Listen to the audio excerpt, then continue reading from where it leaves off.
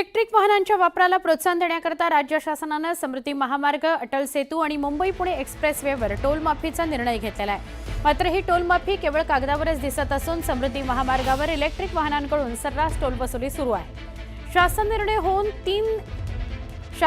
होऊन 30 दिवसांचा कालावधी उलटलाय तरी त्याची अंमलबजावणी सुरू झालेली नाही, त्यामुळे वाहनधारक संतापलेले आहेत।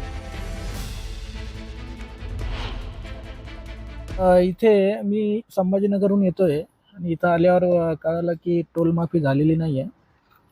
तर हे व्हायला पाहिजे। किती टोल भरलं आणि 400 रुपये टोल भरला आहे मी। ज्या पद्धतीने सांगितलेलं होतं 30 दिवसाचा कालावधी होता, आज 31 दिवस आहे। त्यांनी करायला पाहिजे होतं यावेळेस, पण अजून काही झालेलं नाही। मशिदीवरील भोंग्यांच्या मुद्द्यावर अजित पवारांनी बैठक बोलावलेली होती। मुस्लिम समाजाच्या शिष्टमंडळासोबत ही बैठक घेण्यात आली। यावेळी भोंग्यांच्या मुद्द्यावरून पोलीस त्रास देत असल्याचा आरोप करण्यात आला। भोंग्याच्या मुद्द्यावरून पोलीस सक्ती करतायत असा आरोप उपस्थित करत मुस्लिम शिष्टमंडळातील सदस्यांनी टाहो फोडला। तर अजित पवारांनी किरीट सोमय्यांना मशिदीत जाऊ नये असं स्पष्ट शब्दात सांगितलं। त्यांच्या मशिदीत जाण्यामुळे कायदा सुव्यवस्थेचा प्रश्न निर्माण होऊ शकतो असं त्यांनी स्पष्ट केलं।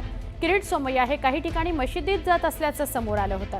मशिदीवरील भोंग्यांसंदर्भात सोमय्या यांनी यापूर्वी सुद्धा आंदोलन केलेलं आहे।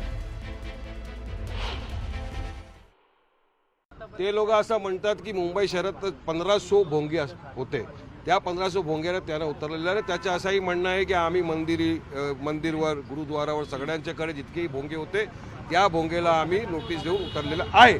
आता बघूया काय आहे त्याला। आता सुप्रीम कोर्टने म्हणलं आहे की अजान जे आहे ते नॉइज पोल्युशनमध्ये येतच नाही, तर त्याचे काय करायचे?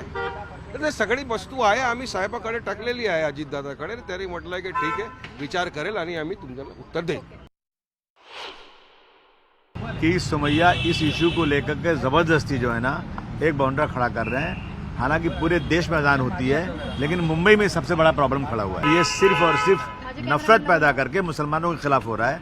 जहाँ देखिए जिन एरिया में वोट नहीं मिला ना, कहता है यहाँ वोट जिहाद हुआ है, यहाँ वहाँ जाकर के इस तरह बदतमीजी करना शुरू किया उन्होंने। हम लोगों ने बात किया, पुलिस प्रशासन के सामने बात किया, अपनी सारी ग्रीवेंसेस हमने रख दिया है। उन्होंने बोला इसका कोई रास्ता निकालेंगे। भाजपच्या खासदार मेधा कुलकर्णी यांनी पुणे रेल्वे स्थानकाचं नाव बदलण्याची मागणी केलेली आहे। राज्यसभेच्या त्या खासदार आहेत। पुणे रेल्वे स्थानकाचं नाव बदला असं त्या म्हणतायत आणि बाजीराव पेशवा यांच्या नावावर ते नाव ठेवा असं त्यांचं म्हणणं आहे। त्यानंतर आता त्याचे राजकीय पडसाद उमटायला लागलेले आहेत। पुणे रेल्वे स्थानकाच्या नामांतराच्या वादावर पोस्टर वॉर सुरू झाले आहे।